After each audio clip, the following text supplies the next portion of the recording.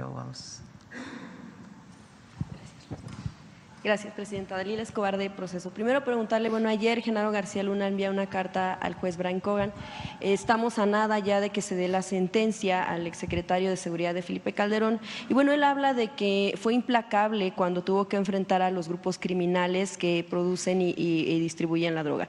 También, incluso, bueno, en parte de esta carta, que fueron 5 hojas, dijo que México todavía hablaba en presente con el expresidente López Obrador, estaba viviendo una especie de convulsión por el desmantelamiento del Poder Judicial, que incluso se dedicaba el expresidente a perseguir a quienes no eran afines a él o a quienes en realidad eran sus detractores, ¿no?, políticos.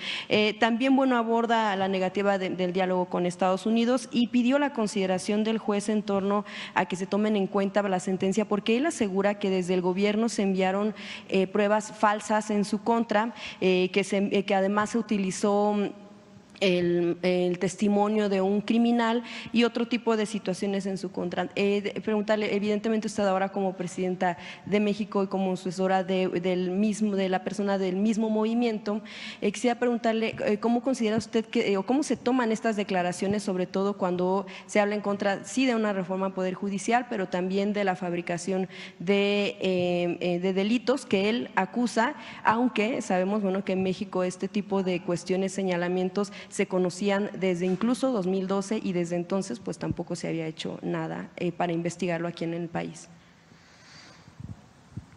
Mucho cinismo, ¿no? La verdad. O sea, ¿quién es Genaro García Luna? Aquí el presidente López Obrador habló de que incluso la Fiscalía tiene una investigación de que está involucrado con con esconder al segundo tirador del asesinato de Colosio, trabajando él en el CISEN. Llega a ser, bueno, con Fox de la AFI, creo que era, ¿no?, de la Agencia Federal de Investigación. Y luego llega a ser secretario de Seguridad.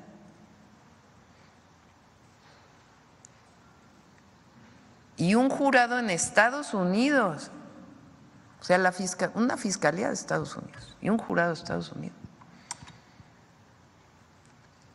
da pruebas de su vínculo con el narcotráfico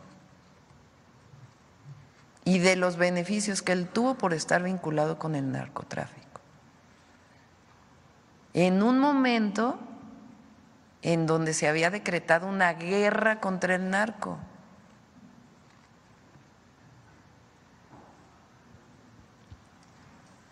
Entonces, ¿qué tiene que ver eso con la reforma al Poder Judicial? ¿O quién es García Luna? ¿Qué autoridad moral tiene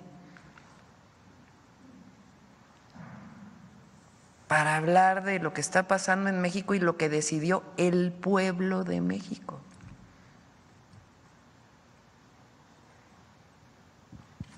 Pues es como, la verdad, no sé, pongan ustedes el adjetivo.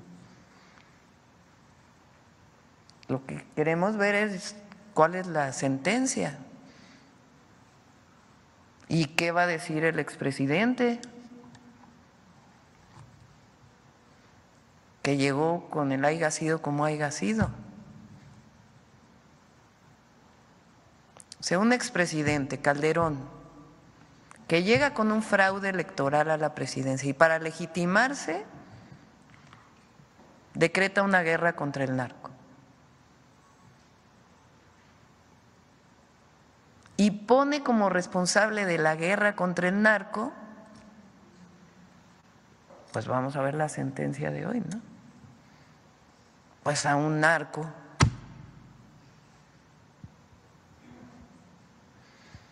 Entonces, ¿qué tiene que ver la carta de las relaciones México-Estados Unidos? O de la reforma al Poder Judicial. O sea, ¿qué autoridad moral tiene para estar hablando de una decisión del pueblo de México? Entonces, sí, pues vamos a ver la sentencia y mañana platicamos de nuevo del caso, porque son cosas que no se pueden olvidar en México, no se pueden olvidar, porque quien olvida repite los mismos errores y nosotros tenemos que estar informando de esto. Es obligación de las y los mexicanos estar informados, porque ahora resulta que es una víctima el señor, pues os digo. ¿Le parecería justa cadena perpetua, que es uno de, pues obviamente el límite de la sentencia? No me meto ahí, que decida él. Estaría bien, gracias, presidenta.